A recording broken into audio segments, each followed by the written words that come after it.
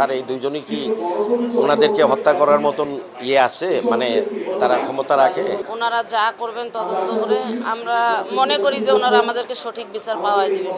যদি ওই বাড়িতে কেউ না থেকে থাকে তাহলে তারা ওই বাড়িতে নেশা না করে কেন স্যারের ছাদে আসছে। যদি এতটুকু সন্দেহের সৃষ্টি হয়, এতটুকু পক্ষপাত আমরা দেখি, তাহলে কিন্তু জনগণ আপনাদের বিরুদ্ধেও কথা বলবে। যে এর পিছনে আরও কেউ আছে নাকি, এই বিষয়ে আমি ওনাদেরকে অনুরোধ করছি যে আপনারা একটু বিষয়টাকে আরও ভালোভাবে মানে তদন্তর মাধ্যমে আপনারা দেখেন যে এর পিছনে এই আরও কেউ জড়িত আছে কিনা।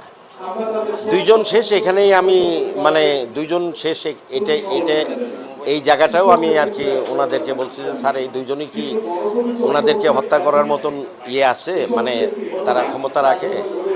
আমাদের একটাই চাওয়া, সুষ্ঠুভাবে আরও তদন্ত করে আমাদেরকে সঠিক বিচার পাওয়া যায়। আমাদের আইনের প্রতি শ্রদ্ধা আছে, সরকারের প্রতি ভরসা আছে। ওনারা যা করবেন তদন্ত করে আমরা মনে করি যে ওনারা আমাদেরকে সঠিক বিচার পাওয়াই দিবেন। আমরা এটাই সরকারের কাছে চাই।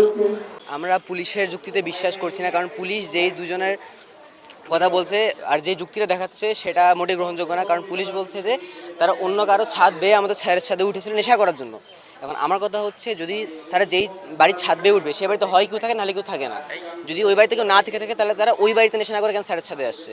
প্লাস যদি কেউ থেকে থাকে, আর তাছাড়া পুলিশ বলছে স্যারের ছাদ 3-4 দিন ধরে স্যারের লাশ 3-4 দিন ধরে ছাদে পড়েছিল।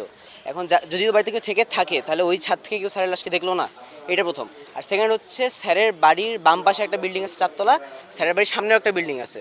এখন ওইখান থেকে স্যারের ছাদ ক্লিয়ার দেখা যাবে, বারান্দাতে দাঁড়ালেও দেখা যাবে। সেখান থেকে কেউ স্যারের লাশ দেখতে পেলো না। এগুলো হচ্ছে আমাদের কথা। ইদানিং আপনাদের গায়ের কাপড় এবং আসামির কাপড় শার্ট নিয়ে এটা প্রচলিত ইদানিং কয়েকদিন যাবত আমরা সোশ্যাল মিডিয়াতে আমরা লক্ষ্য করছি।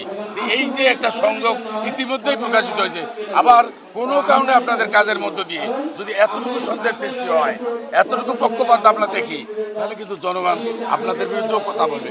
আমরা এই জায়গায় যেতে চাচ্ছি না। আপনাদের খালি আমি সতর্ক করছি, একটু আরও ধীর স্থিরভাবে আপনারা খুব সুন্দরভাবে এই বিষয়টা দেখবেন।